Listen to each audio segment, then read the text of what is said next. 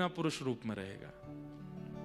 तो 1 महीना वही सुद्युम्न बन जाते हैं और 1 महीना वही इला बन जाते हैं। लेकिन इस बीच में उनको कितना कष्ट होता था ये कौन जाने।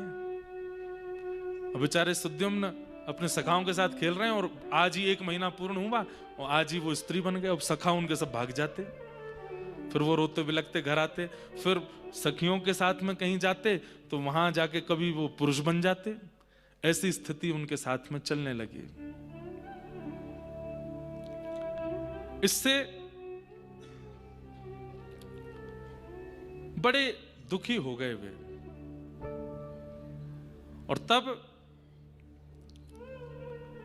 जब वो सुद्युम्न रूप में थे,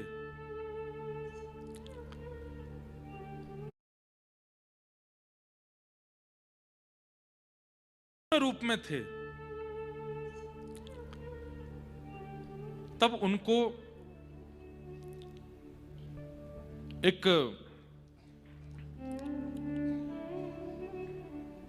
संतान की प्राप्ति हुई जिनको आगे ऐल कहा गया।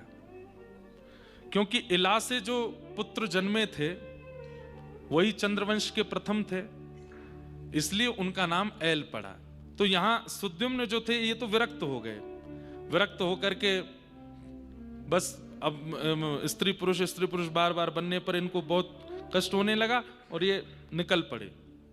लेकिन इनके ही इला रूप में जब बुध के द्वारा इनके पुत्र हुए उनको ऐल कहा गया। भगवान कहते हैं वो हमारे वंशज थे।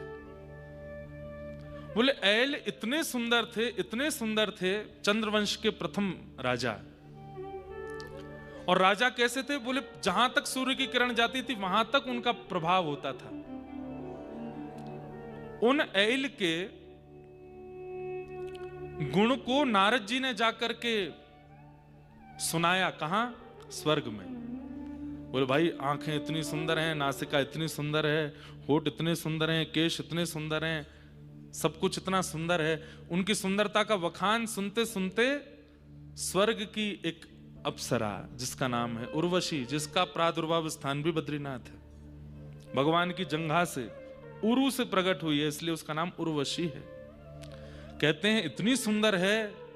उर्वशी की उपासना बताते हैं भागवत में, अगर कोई करे तो उसको सुंदरता प्राप्त हो जाती है या सुंदर जीवन साथी मिल जाता है या सुंदर बालक मिलते हैं। उर्वशी की उपासना, ये नारायण पर्वत के बगल में चरण पादुका है, उसके बगल वाला जो पर्वत है वो उर्वशी पर्वत है। तो उर्वशी ने